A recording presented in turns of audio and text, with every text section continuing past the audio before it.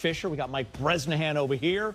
We got Allie working from home. We got Trudell working the green room. You'll hear from all the Lakers. They get the win. They're now 3-0 on the road trip, guys. Good balance on offense, 6 guys in double figures. But really, it's the ability to defend that we've seen these last couple games, James and Fish, to defend down the stretch and close out games. 9-0 run that final 2:30 against San Antonio. Tonight, final 4:30, 13-2 run. Yeah, I think the ability to do that, you don't want to have to depend on turning it on like that, but this team can do that. It was a sluggish start. Memphis come out shooting the lights out, and then the second quarter, the Lakers defense started to, unfold. I think Montrezl Harrell's activity on the offensive boards and Schroeder, his defense, they started to click. And I think in the second half, they showed the dominance. LeBron James, AD, they have 2 closers. And with the collective defensive effort, they did the job they needed to do and to close out the game.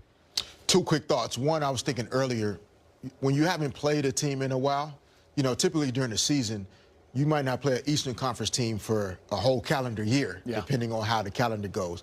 With this past year, with COVID and the bubble and the restart, you haven't played against some of these teams in a while. And they're having to learn some of the different personnel, new coaches, different style of play. And once they get a handle on the way the team is attacking and playing, that's when the Lakers seem to kind of figure out how to take advantage of the matchup and go ahead and close the game out. The second thought is, when you're the big brother and you're not even really worried about what little brother gets like. And little brother's coming after you every single night. You know he can't beat you. So sometimes you let him get a few punches in, you let him get some licks in, but at the end of the day, you big brother. I was going to kind of ask you that because James was talking about, turning it on at the end. That can be dangerous against teams like this. But then again, it's on the road, so you're happy to get the win, right? Yeah, no, I think that's where the depth throughout the course of the season is going to come into great value for this Lakers team. Alex Caruso out, KCP out.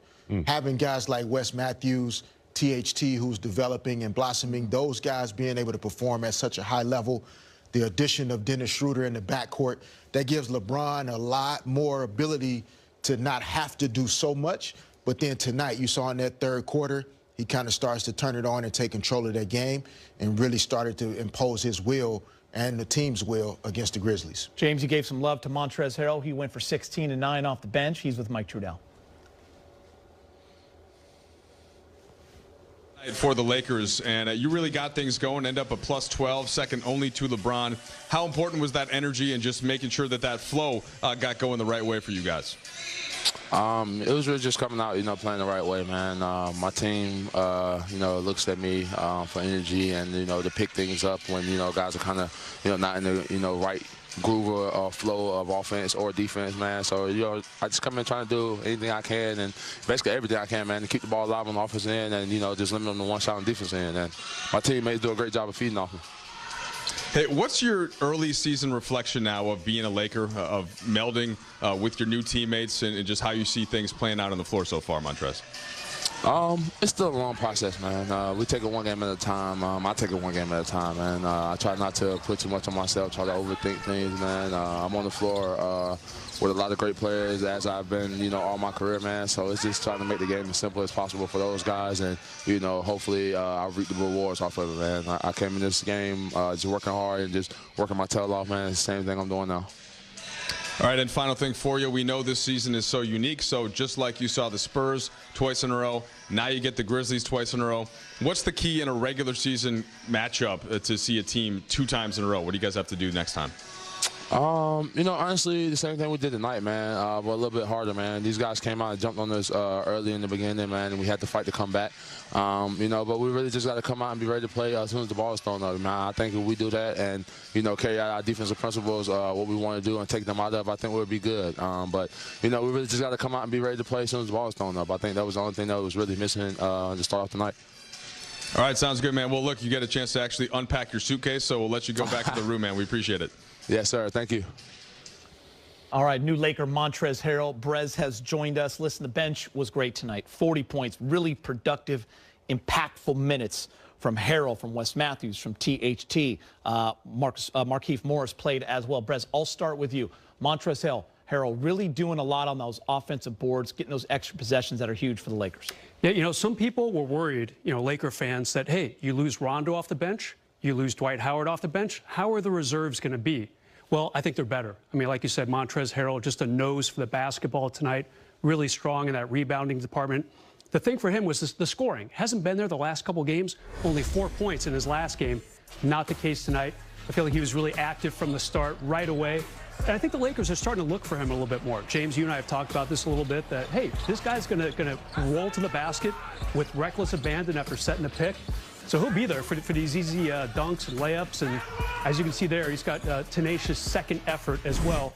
Throw in Wesley Matthews, very good shooting. And keep in mind, Kuz, not always with the starters, obviously. He'll be down with the reserves, too, shaping up to be a pretty good unit. Yeah, I mean, Montrezl might not have the height that Dwight Howard or McGee, but he is like a little fire hydrant down there. When he gets position, he's not going to move. You're not going to move him off his defensive, you know, spot. And he's just tough. He aggravates people. He pushes first. He acts first. He doesn't allow you to get to the position you want to get to.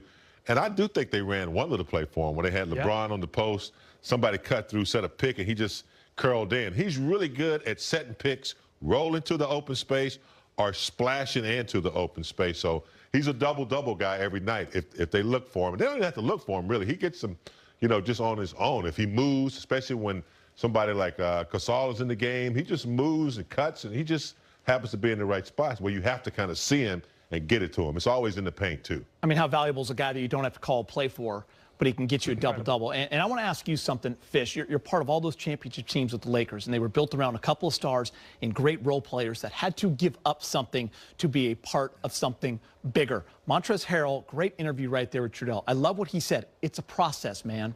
He goes, I'm out here with a lot of great players. So it's not about sixth man of the year, 19, 20 points a game when you're on this team. And we've seen it with other guys. You have to learn that. So how patient does he need to be, Fish? Because some nights he's going to score 4 points. Yeah, no, I think that patience is a part of his game now. It's a part of who he is. He, in his interviews a couple of times this season, he's mentioned the great players that he's played with his entire career. And so he has developed a skill. It's a talent to know how to play off of other people's greatness. Many guys aren't willing to put their ego aside to accept that reality, that I'm playing with great players. Let me find out how to find success within my role on this team. He's a professional at that. And so it's just a great addition for this Lakers roster to add someone that is comfortable not trying to look for more for himself, but finding a way to be the best version of himself next to other greatness. And that's what you have to be, I think, in order to be a great Laker. And we have to remember he's in a new system, offensively and defensively. So coverages are going to be different. Teams are going to hunt him. There's expectations that are different. So you have to be patient as well. Yeah, and Fish, I was just thinking of some of the bench guys that you played with. You know, Fox, the guy who was there 2 nights earlier in that seat, Robert Horry. How important is it for a team with championship aspirations to have reliable people coming off the bench? Yeah, I think starters and bench players that are comfortable playing their roles, accepting who they are, understanding that those 2 dudes over there are the baddest dudes on the block. We don't have to try and compete with them. We're on the same team with them. How do we complement their greatness? And you actually end up being better yourself for accepting that reality. And I think that's what Montrezl has done so well in his career, which is why he has been a 6th Man of the Year candidate, is because he's accepting of being that type of player. And I think with this team, these type of guys, Alex Caruso, KCP, and we have to keep tipping our hat to Kyle Kuzma, because I think he's also at that point in his career, even though he's still really young, accepting the fact that I can be really great next to these guys, continue to wait my turn, and this can be fun too. Yeah, you see Wesley Matthews right there.